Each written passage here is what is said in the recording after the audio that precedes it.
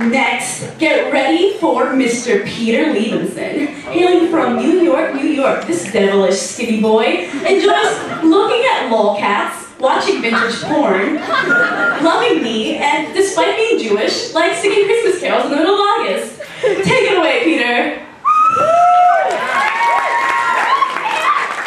Hello, everybody. Welcome to the show. We've got an awesome lineup of comics, including a couple of DU guys, which I think is just great. I mean, I know a lot of people bash on DU, but the truth is that they do some great volunteer work. It's true. They recently co-sponsored a blood drive, for example. Let's have a round of applause for that.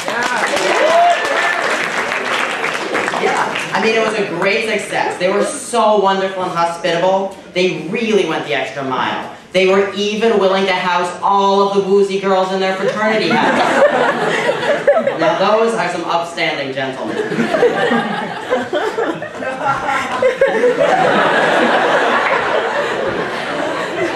Indeed. I'm pretty sure I get my sense of humor from my grandfather. My grandpa is a dirty, dirty old man. I mean, maybe that's going a little far, but I kind of feel like he's been waiting all of his life to be so old that sexual harassment becomes more cute than creepy. Damn, that's gonna be awesome. Most of the family tolerates the bad, dirty jokes and all, but my brother's girlfriend is a bit more prim and proper. She spent her first Hanukkah with us, and she was pretty horrified to find out what he gave all of the women in the family. Victoria's Secret lingerie.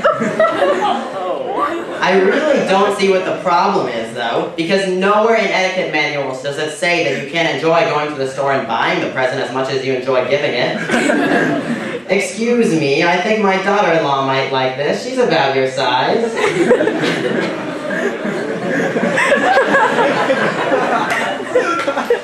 My cousin Rachel didn't get anything from Victoria's Secret, though. I guess they don't make crotchless panties for 6-year-olds?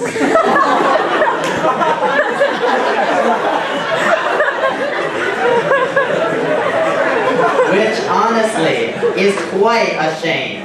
Because there are a lot of pedophiles who used to have satisfying, exciting sex lives. But now, it seems like their 6-year-old just lays there and cries.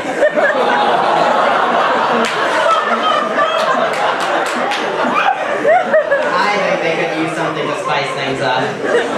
Besides a 5-year-old.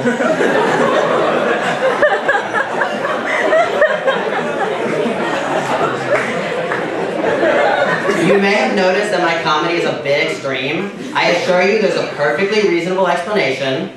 I have no morals. Seriously, no morals at all. I don't know why you're laughing. I would most certainly slaughter each and every one of you right now if I didn't think I would have to worry about the mess. This is kind of awkward. Have people seen the movie Juno? Yeah. Am I the only one who thought it was totally overrated? Nobody talks like that. Nobody! I have never heard anyone use the phrase honest to blog, and if I did, I'd personally abort their first child.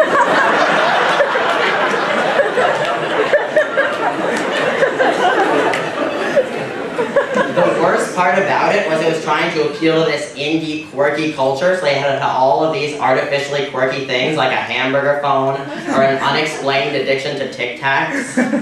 Now, I have a few quirks myself, and to me, it just seemed like some ironic white douchebags were trying to co-opt my culture. I walked out of that theater and declared, now I know how black people must feel. Go shizzle.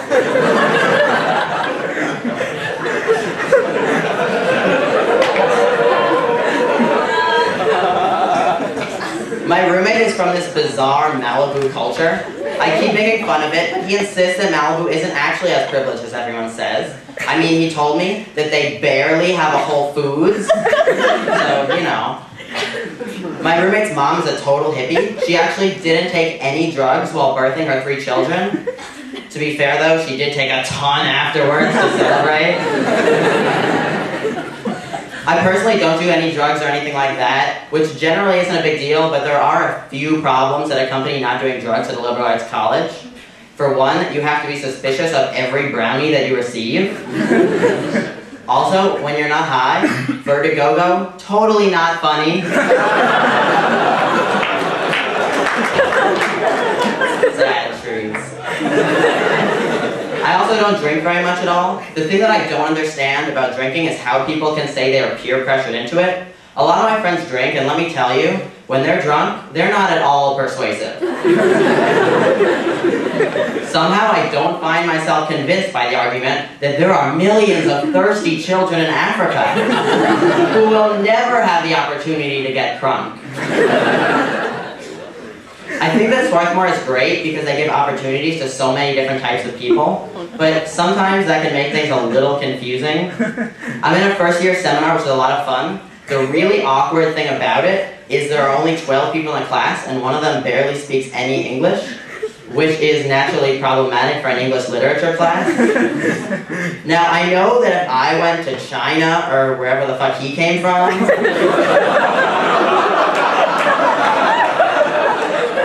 if I tried to read Chinese literature, I would be totally screwed. But it's just a really bizarre situation when you get put into a pair with him to go over each other's theses and everything. And the title of his essay is, this story is completely true, Go for wool and come home shorn. I think we need to repeat that. Go for wool and come home shorn.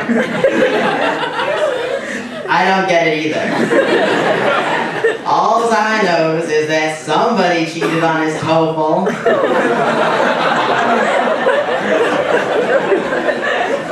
To be fair though, maybe there's a lot of other stuff that he's good at. I mean, maybe he's a world-class tap dancer or something. I'm a pretty terrible dancer since I march to the beat of my own drummer. Also, being white doesn't help matters. Have you heard about Marlee Matlin, a deaf actress going on Dancing with the Stars? That sounds about as hilarious as playing Marco Polo with Helen Keller.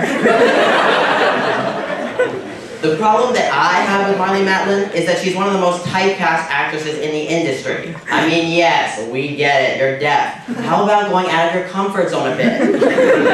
Maybe next movie you could be blind. But really, Marlee is an inspiration who truly proves that you don't have to have the gift of hearing to be a great actress. You just have to be really, really smoking hot. Am I right? I would totally hit that. She'd be all like,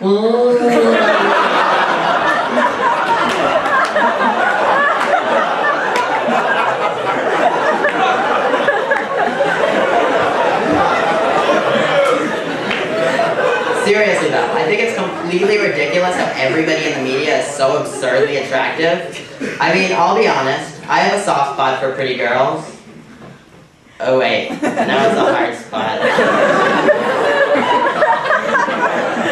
This is awkward. Okay, I'm good, don't worry. So, the media. Yeah, totally ridiculous, right? I mean, imagine all of the ugly people who must be incredible thespians, but never get on TV.